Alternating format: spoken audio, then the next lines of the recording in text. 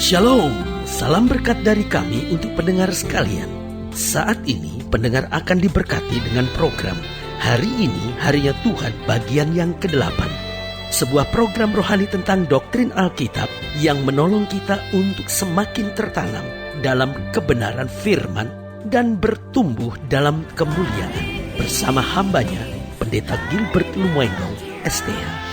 Banyak orang merasa doktrin Alkitab sebagai sesuatu yang membingungkan. Tetapi tahukah saudara bahwa doktrin Alkitab intinya adalah memahami Alkitab dengan benar, dengan pemahaman yang sistematis, sehingga kita terus dapat tertanam di dalam kebenaran firman, sehingga kita terus bertumbuh di dalam kemuliaan Allah. Buka hati saudara sekalian untuk menerima berkat-berkat firman-Nya hari ini. Apapun yang Tuhan kerjakan dan Tuhan janjikan dalam hidup ini adalah sebuah kepastian. Contohnya, Dia pasti dalam mengampuni dosa kita. Alkitab bilang, walaupun dosamu merah seperti kermizi, akan diputihkan seperti salju. Sebuah kepastian. Alkitab tidak bilang, walaupun dosamu merah seperti kermizi, aku usahakan seputih-putihnya kalau bisa. Tapi kalau nggak bisa, ya mau diapain ya kan? No, Dia dalam mengampuni dosa kita itu pasti. Artinya kalau kita bertobat sungguh-sungguh, kalau kita berseru kepada Tuhan dengan sungguh-sungguh, kalau kita bertobat dan kembali kepada Tuhan dengan sungguh-sungguh, maka saudaraku yang kasih dalam Tuhan, Dia mengampuni kita. Alkitab berkata, kalau kita mengaku dosa kita, Allah itu setia dan adil, dan Dia akan mengampuni kita dari segala kejahatan kita. Artinya hidup Kristen bukan lagi hidup yang terus dengan rasa bersalah. Boleh saja hari kemarin kita punya kegagalan, kita punya kesalahan. Mungkin saya berkata, pendeta dulu saya pernah aborsi loh pendeta, tapi saya sekarang benar-benar bertobat, saya benar-benar datang cari Tuhan. Apakah Tuhan masih mengampuni? Tuhan bukan cuma ngampunin, Tuhan sudah melupakan kesalahan kita. Asal saja kita berani, tidak lagi nengok ke belakang, memandang ke depan. Rencana Allah sempurna dalam hidup kita. Ingat, yang pertama, Dia pasti dalam mengampuni dosa. Yang kedua, Dia pasti dalam menyertai keseharian kita. Karena Alkitab berkata, Dia akan disebut Immanuel, Allah yang menyertai kita. Yesus sebelum naik ke sorga berkata, aku naik ke sorga, aku tidak meninggalkan kamu sebagai tim piatu. Aku akan memberi seorang penolong lain yang akan menyertai kamu selama-lamanya. Artinya apa? Dia pasti dalam menyertai kita. Karena waktu Dia naik ke sorga, Dia berkata apa? Yesus berkata dengan tegas, aku akan menyertai engkau sampai kesudahan alam. Oh haleluya. Bahkan Alkitab berkata, sampai masa putih rambutmu, aku Tuhan yang menggendong kamu terus. Haleluya. Jadi ingat, Dia pasti dalam mengampuni dosa, Dia pasti dalam menyertai kehidupan kita setiap hari. Dan yang ketiga, Dia pasti dalam menolong dan memberi kemenangan. Artinya ketika kita dalam bahaya, ketika kita menghadapi masa-masa yang sukar, kita gak pernah perlu khawatir. Karena apa? Karena Dia akan menolong kita. Dan bukan hanya Dia menolong biasa dan berusaha baik-baiknya, Dia nolong dan Dia jamin kemenangan buat kita. Makanya Alkitab berkata, di dalam Kristus kita lebih daripada orang-orang yang menang. Mungkin hari-hari ini engkau sedang menghadapi masa-masa yang sukar. Sebagai hamba Allah, saya hanya mau ingatkan, jangan kecil hati, jangan takut, jangan khawatir. Kenapa? Karena Dia bisa memberi kemenangan bagi kita tepat pada waktunya. Dan yang keempat, saya pelajari, haleluya, bahwa Dia Allah kita memberi kepastian. Dia pasti dalam memberi yang terbaik dalam hidup kita. Alkitab bilang apa? Singa muda boleh merana kelaparan, tapi orang yang berharap kepada Tuhan tidak pernah kekurangan sesuatu yang baik. Karena itu Alkitab dengan tegas berkata, Tuhan tidak pernah beri batu untuk anak-anaknya yang minta roti. Saudaraku yang kasih dalam Tuhan, Allah kita adalah Allah yang memberi kepastian buat kita. Haleluya. Selamat datang dalam program kita hari ini, Harinya Tuhan. Sebuah program rohani yang kembali mengingatkan kepada kita betapa pentingnya kita menjadikan firman Tuhan sebagai dasar keseharian hidup kita. Karena selama kita menjadikan firman Tuhan sebagai dasar keseharian hidup kita, langkah-langkah ke depan kita penuh dengan kepastian, kemenangan, berkat, mujizat, dan perkara-perkara besar. Haleluya. Dan dalam program ini kita akan membahas tentang satu kata yang sering kali dipakai oleh banyak orang, yaitu moga-moga, ya kan? Orang berkata, ya moga-moga Tuhan tolong ya moga-moga bisa berhasil ya moga-moga bisa diberkati oleh Tuhan. Wah saudara, moga-moga seperti kayak nggak pasti. Nah, saya percaya bahwa di dalam Kristus yang ada kepastian. Tetapi kalau hidup kita nggak beres, ya itu moga-moga itu. Sampai hari kita pikir, ya moga-moga lah rumah tangga saya jangan bercerai. Ya moga-moga lah supaya anak saya jangan pakai narkoba. Ya moga-moga lah supaya anak saya bertobat. Nah kalau kita sendiri nggak benar sama Tuhan, jadinya begitu. Tapi kalau hidup kita benar sama Tuhan, kita tahu Tuhan pasti akan bela kita, kuatkan kita, kerjakan mujizat tepat pada waktunya. Haleluya. Dan saudara yang kasih dalam Tuhan, dalam program hari ini, dalam pembahasan kita tentang moga-moga, kita mau sama-sama belajar dari Yeremia pasal 28, Yeremia 28 ayat pertama sampai ayat yang ke-11. Yeremia 28 ayat 1 sampai 11, demikian firman Tuhan. Di bawah judul perikop Nabi Yeremia lawan Nabi Hananya. Dalam tahun itu juga, pada permulaan pemerintahan Zedekia, Raja Yehuda, dalam bulan yang kelima, tahun yang keempat, berkatalah Nabi Hananya bin Azur, yang berasal dari Gibeon, itu kepadaku di rumah Tuhan, di depan mata imam-imam dan seluruh rakyat. Beginilah firman Tuhan semesta alam Allah Israel, aku telah mematahkan Kuk Raja Babel itu.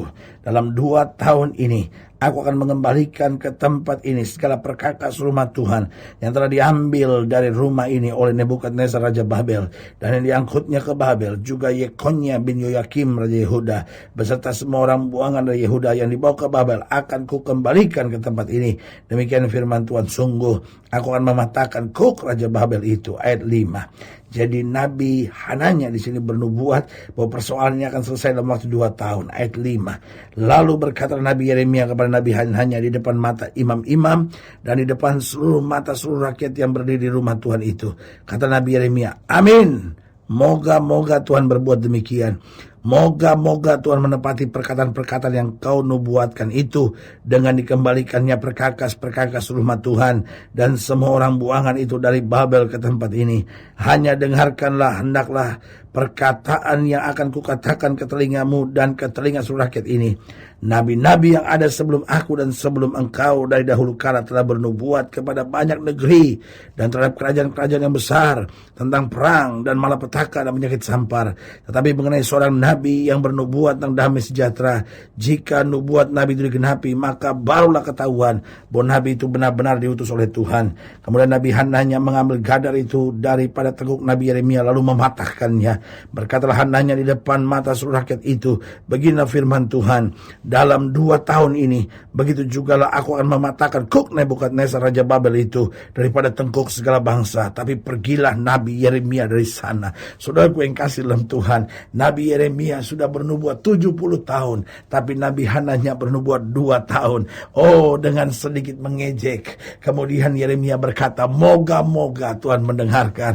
Tetapi Yeremia memberitahu itu nubuat yang keliru. Saudaraku yang kekasih dalam Tuhan, ini yang menjadi persoalan. Apa yang seringkali membuat kelihatannya kok pertolongan Tuhan, kok firman Tuhan kelihatannya moga-moga, kelihatannya nggak pasti, kok belum kita raih. Nah, yang pertama, kalau kita hidup dalam dosa, Alkitab bilang bukan tangan Tuhan kurang panjang, bukan telinganya nggak sanggup dengar, tapi yang menjadi jurang penghambat kamu dengan Allahmu, yaitu segala dosamu. Saudaraku yang kasih dalam Tuhan, kita boleh dekat sama pendeta, kita boleh doain oleh pendeta, kita boleh tiap hari pelayanan, kita boleh nyumbang gereja sampai kita disebut sebagai jemaat kesayangan dari pendeta itu. Tapi kalau kita masih hidup dalam dosa, saudaraku yang kasih dalam Tuhan, kita nggak bisa lihat pertolongan Tuhan. Makanya kita bingung, kenapa kok rumah tangga nggak selesai-selesai masalahnya, kenapa urusan anak-anak kok terus begini, kenapa ekonomi jatuh bangun.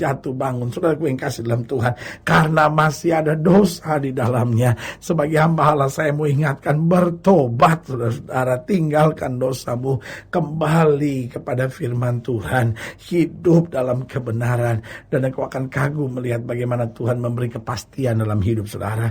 Yang kedua, saya pelajari apa yang membuat pertolongan Tuhan kok sepertinya menjadi nggak pasti gitu. Yang kedua, karena kita bimbang dan khawatir.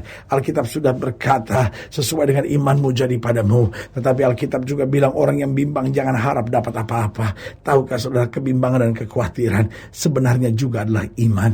Cuman iman kepada hal-hal yang positif itu disebut kepercayaan. Tetapi iman kepada hal-hal yang negatif itu disebut kebimbangan. Jadi saya ulangi sekali lagi, bimbang dan khawatir itu sebetulnya iman.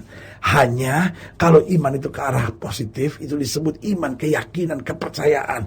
Tetapi kalau iman kepada hal-hal yang negatif, itu disebut kebimbangan, kekhawatiran, saudara-saudara. Itu sebabnya Alkitab dengan tegas berkata, apa yang kutakutkan itu yang menimpa aku. Artinya apa? Yang kutakutkan ini kan aku imani. Artinya, kayaknya aku yakin banget aku gak bisa sembuh lagi. Berarti kan dia bimbang, dia khawatir. Saudara gue yang kasih dalam Tuhan, orang bimbang dan khawatir gak bisa lihat pertolongan Tuhan dengan pasti. Yang ketiga, apa yang membuat pertolongan Tuhan menjadi tidak pasti? Kalau kita tidak sungguh-sungguh. Alkitab berkata, Elia manusia biasa sama seperti kita, tapi ia telah sungguh-sungguh berdoa. Artinya apa? Kesungguhan menolong kita melihat mujizat Tuhan. Tetapi ketidakjujuran, ketidaktulusan, ketidaksungguh-sungguhan, main-main, masa bodoh, itu yang membuat kita kehilangan kepastian pertolongan Tuhan. Jadi apa yang membuat pertolongan Tuhan menjadi tidak pasti? Yang pertama, kalau kita hidup dalam dosa. Yang kedua, kalau kita bimbang, kita khawatir, kita ragu-ragu, kita selalu dipenuhi dengan ketakutan demi ketakutan. Yang ketiga, kapan pertolongan Tuhan menjadi tidak pasti? Yaitu kalau kita nggak sungguh-sungguh. Karena Alkitab berkata Allah tidak membiarkan dirinya dipermainkan. Dan yang keempat, apa yang membuat pertolongan Tuhan menjadi tidak pasti? Kalau kita terlalu cepat menyerah. Ada banyak masalah seharusnya kita akan lihat mujizat, tapi kita hanya terlampau cepat menyerah. Sebagai hamba Allah, saya hanya mau ingatkan buat saudara, ingat, firman Tuhan itu pasti. Janji Tuhan itu pasti. Selama kita hidup dalam kebenaran, selama kita dengar-dengaran suara Tuhan, pasti. Hananya mempermainkan firman, sehingga dia berkata 2 tahun. Dan dengan mudahnya akhirnya Yeremia mengejeknya dan berkata, ya moga-moga, ya moga-moga. Saudaraku yang kasih dalam Tuhan, artinya apa? Artinya kemudian yang dinubuatkan oleh Hananya tidak terjadi. Artinya apa? Kalau kita nggak sungguh-sungguh, kita justru dipermalukan. Pertolongan Tuhan menjadi nggak pasti buat kita. Tapi kalau kita hidup dalam kebenaran, kita hidup dengan iman, kita berjalan kesungguh-sungguhan, kita bertahan sampai akhirnya dan tetap setia, di situ kita melihat pertolongan Tuhan itu pasti. Haleluya. Saudaraku yang kasih dalam Tuhan, jika saudara ingin dilayani lebih jauh, hubungi kami melalui telepon, hubungi kami melalui surat, kunjungi website kami, karena kami ada untuk membawa Bapak Ibu saudara senantiasa lebih dekat dengan Tuhan dan mengalami kasih kuasa mujizat yang luar biasa. Secara khusus melalui program ini juga saya mau berdoa buat setiap saudara yang sakit, setiap saudara yang berbeban berat, karena saya percaya bahwa bagi Allah tidak ada perkara yang mustahil. Nah, saudara yang ingin didoakan secara khusus boleh taruh tangan kanan saudara di dada dan kita akan berdoa. Mari kita berdoa. Bapa, dalam nama Yesus, hamba doa buat yang sakit, hamba doa buat yang berbeban berat, hamba doa untuk setiap mereka yang sedang menghadapi masa-masa yang sukar. Karena hamba percaya bahwa bagi Allah tidak ada perkara yang mustahil. Bapa, hamba berdoa di dalam nama Yesus, Tuhan jamah. Yang sakit Tuhan sembuhkan, yang lemah Tuhan kuatkan, yang goyah Tuhan pertetapkan, makanya yang jatuh Tuhan angkat. Sehingga hari ini kami boleh kembali melihat mujizat, melihat kuasa, melihat kemenangan, melihat berkat yang berkelimpahan. Di dalam nama Yesus kami berdoa. Haleluya. Bahkan lihat mereka yang taruh tangan kanannya di dada, sehingga mulai hari ini kami berjalan dalam kepastian. Karena kami mau hidup dalam kebenaran, kami mau hidup dengan iman, kami mau hidup dengan sungguh-sungguh, dan kami mau tetap setia sampai pada akhirnya. Di dalam nama Yesus kami berdoa. Haleluya. Amin. Saudara yang kasih dalam Tuhan, kita sudah berdoa. Ingat, tidak pernah Allah lalai menepati janjinya. Inilah saatnya buat kita untuk bangkit, bersemangat, bersuka cita dalam menghadapi segala perkara.